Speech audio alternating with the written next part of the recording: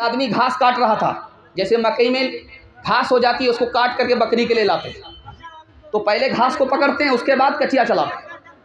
घास को पकड़ा उसके बाद कचिया चलाए, तो जैसे ही घास को पकड़ा वो सांप हाथ में आ गया, कचिया जो चलाया आधा सांप कट गया। अब उसने सोचा और सांप ने कटते कटते उंगली में काट लिया। वो किसान बड़ा चालाक था, उसने कचिया लेकर के उस उंगली को काट दिया, घर चला। सोचा कि सांप ने काटा, उंगली को नहीं काटेंगे जान कट जाएगी, गर्दन कट जाएगी, चला। अब उसको क्या खुजली हुई मन में, सोचा वो उंगली जो काटी है जरा देख करके आते हैं। जान बचा करके घर आ गया था, लेकिन अब उसको खुजली हो गई। वो आ गया वापस उस जगह पर जहां पर उसकी उंगली कटी हुई थी, तो देखा इतनी मोटी उंगली फूल करके है, तो लकड़ी लेकर के उसको उघाड़ पुघाड़ शुरू कर दिया। अब क्या था, उस सांप का जहर जो उंगली के अंदर था कटा हुआ, वो उड़ करके उस जख्म पर पहुंचा और आदमी 1 मिनट में फड़खड़ा करके उसी वक्त मर गया। गौर कीजिए, दुनिया के सांप का ये जहर है, जहन्नम के सांप का कैसा जहर होगा। बैतुल खुला में लोटा रखा हुआ रहता है, उसमें लोग टोटी से पानी निकालते हैं, बैतुल खुला में पेशाब के बाद पखाने के बाद उसको धोते हैं। आदमी बैतुल खुला में गया, लोटा में पानी लेने ही वाला था कि बिच्छू ने लोटे में डंक मारा। बिच्छू ने मारा, दुनिया के बिच्छू ने डंक मारा, तो लोटे का पानी इस तरह खोलने लगा जैसे हांडी का पानी खोलता है। दिखाना यह है कि दुनिया के बिच्छू का ये हाल है, जहन्नम के बिच्छू का क्या हाल है। लाल किला के नीचे जमुना है, जमुना बहती, आज भी बहती है, उस जमाने में भी बहती थी। जमुना बह रही है और बगल ही में जमुना के सटे हुए कब्रिस्तान है। पानी जब सैलाब का आया तो कब्रिस्तान में घुस गया, कब्र खुल गई तो देखा कि एक जनाजा लेटा हुआ है, उसकी पेशानी पर एक छोटा सा कीड़ा बैठा हुआ है, छोटा सा कीड़ा उसकी पेशानी पर बैठा हुआ है। सारे लोग तमाशाई बन करके देख रहे हैं। धोबी घाट पर कपड़ा धो रहा था, उसको भी शौक हुआ कि मेला खेला क्यों लगा हुआ है। आया तो देखा अजीब करिश्मा है कि वो कीड़ा जब पेशानी पर डंक मारता है तो पूरी लाश ऐसे कांपती है जैसे किसी को करंट लग गया। अब उस धोबी ने कंकरी उठाई, उस कीड़े को जो मारना चाहा वो उड़ करके इसको काट लेता है, और आग की लहर जैसे बदन में दौड़ती है, दौड़ गई। जैसे जहर का असर पूरे जिस्म में होता है, पूरे जिस्म के अंदर हुआ। 3 दिन के अंदर उस कीड़े की डंक की वजह से ये आदमी मर गया। अब बताइए कि दुनिया के कीड़े का जहर ये है, कब्र के कीड़े का जहर कैसा होगा। आप अक्लमंद आदमी हैं, मौत से पहले मौत की तैयारी करेंगे इंशाअल्लाह, हाथ उठाइए। दुनिया के चक्कर में दीन को बर्बाद नहीं करेंगे, हाथ उठाइए इंशाअल्लाह। है बुराई जहर काले नाग का, है बुराई जहर काले नाग का, है बुराई एक तो दाग का, है बुराई जहर काले नाग का, है बुराई एक तो दाग का, है बुराई जहर काले नाग का, है बुराई एक तो दाग का, जो गिरेगा उसमें वो जाएगा जल, तेरे कामों के मिलेंगे तुझको फल, आज जो कुछ वो या है काटेगा कल, तेरे कामों के मिलेंगे तुझको फल। मसनदे रसूल पर बैठा हुआ हूँ मैं। लोग कहते हैं हम गरीब हैं, आपकी गरीबी दूर हो जाएगी, मैं इसकी गारंटी लेता हूँ। लेकिन आपको 2 काम करना होगा, कान खोल करके इसको सुन लीजिए। बहुत मुख्तसर में आपको बता रहा हूँ, आपको ज़िंदगी भर ये याद रहेगा। 2 काम आप कीजिए, आपकी गरीबी ख़त्म हो जाएगी। 1 साल में अल्लाह आपको 10 साल के बराबर तरक्की देगा। करना ये है, हलाल कमाना है, हिसाब से खर्च करना है। 2 काम कीजिए, 1 साल तजर्बा करके देखिए, 1 साल में अल्लाह आपको 10 साल के बराबर तरक्की देगा। दिखाने के लिए जा रहा हूँ, हराम कमाएंगे, आपका कदम हराम की तरफ जाएगा, चाहे आप उठाएं या ना उठें उधर ही जाएगा। हराम अगर आप कमाएंगे आपको पैसा तो मिलेगा लेकिन सुकून नहीं मिलेगा। हराम कमाएंगे, दुनिया का कोई भी बड़ा काम करना चाहेंगे वो होते होते रुक जाएगा, काम बनते बनते बिगड़ जाएगा। और एक बात हाथ जोड़ करके मैं आपसे कहता हूँ, सूद का कोई कारोबार मत कीजिए, सूद मत कमाइए, सूद मत खाइए। जानते हैं 40 साल में आपका ऐसा बेड़ा गर्क होगा कि आप उठ करके सबल नहीं पाएंगे। और सूद का पैसा हलाक होगा ही, लेकिन सूद का पैसा जो आपने अपने घर में लगाया दूसरे पैसे के साथ वो भी बर्बाद हो जाएगा।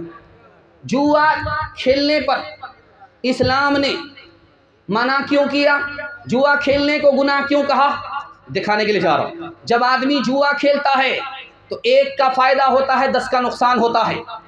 इंसान और मुसलमान वो हो ही नहीं सकता जो दूसरे का नुकसान करे अपना फ़ायदा करे।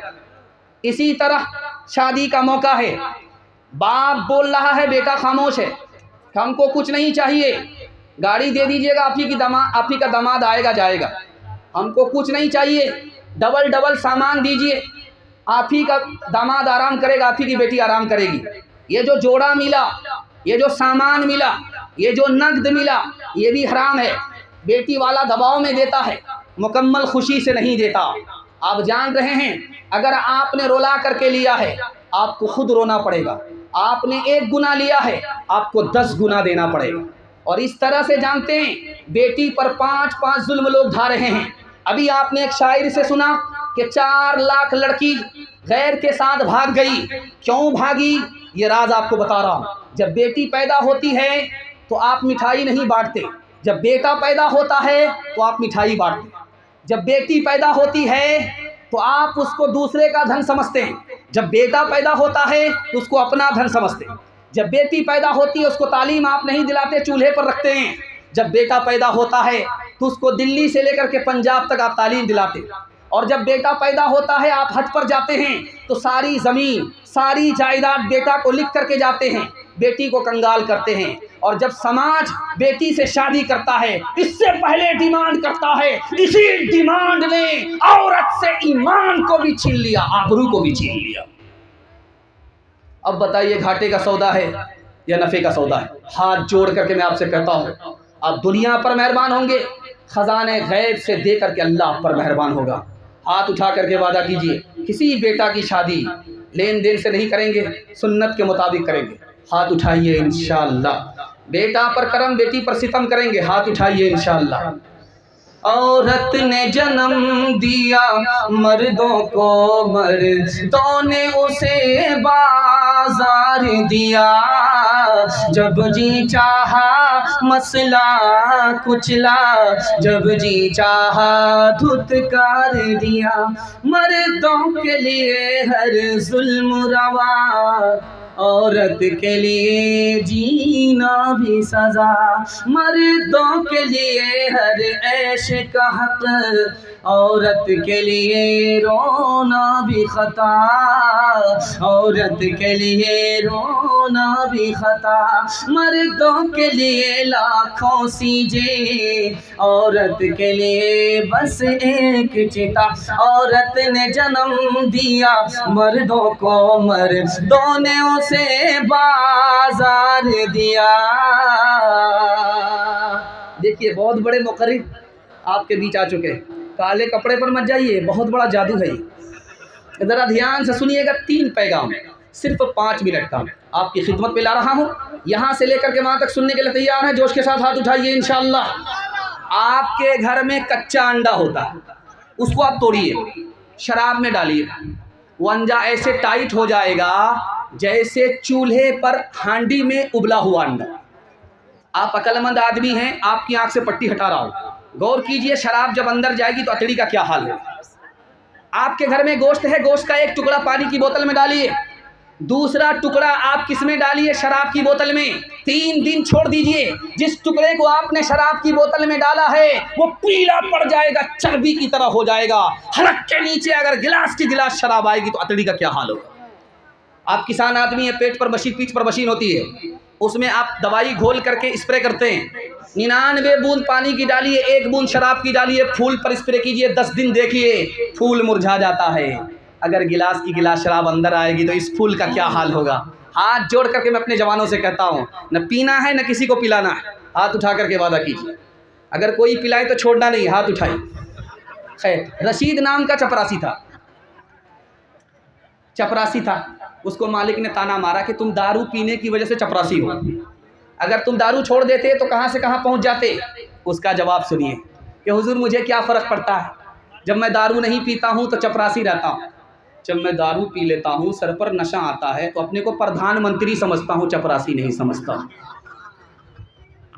जो अक्ल खरीदी की है खोटी इसने, अच्छे अच्छों से छीनी है रोटी इसने, मस्तों पे शराफा का है मस्ती लाई, पतलून को कर दिया लंगोटी इसने, पतलून को कर दिया। औरत और बच्चे के हवाले से पैगाम 3 मिनट में गुजर जाएगा, सुनने के लिए यहाँ से लेकर के वहाँ तक तैयार है। औरत को सर पर बिठाएंगे, हाथ उठाइए इंशाअल्लाह, हुकूमत चली जाएगी। ध्यान से सुनिएगा। 1987 में टाइम्स ऑफ इंडिया एक पेपर निकलता है, 1987 में। उसमें क्या लिखा हुआ था, ये फैशन का दौर है, लड़का भी फिल्मी हीरोइन, लड़का भी फिल्मी हीरो, लड़की भी फिल्मी हीरोइन। फिल्म का इतना जोर है, दिखाने के लिए जा रहा हूँ। 1987 में टाइम्स ऑफ इंडिया ने लिखा, 10 लोग बैठे हुए थे, उसमें किसी ने कहा यार मुल्क का सदर किसको होना चाहिए, मर्द को या औरत को। तो 8% लोगों ने कहा कि औरत को होना चाहिए, मर्द से बेहतर औरत है। उसमें 31% लोगों ने कहा औरत से बेहतर मर्द को सदर होना चाहिए। उसमें 49% हमारी तरह पागलों ने कहा कि औरत मर्द में कोई फ़र्क नहीं है। दूसरा नमूना आपको दिखाने के लिए जा रहा हूँ। बेंगलोर में 1996 में कारपोरेशन का इलेक्शन हुआ, उसमें मुमताज़ बेगम हार गई। उसने अदालत में जाकर के केस किया, मैं आलिम की वजह से हारी हूँ, आलिम के फतवे की वजह से हारी हूँ। अगर आलिम फतवा नहीं देता कि औरत का खड़ा होना हराम है, मैं हारती नहीं। इसलिए इस आलिम को कड़ी से कड़ी सज़ा होनी चाहिए, इसको 1 लाख का जुर्माना होना चाहिए।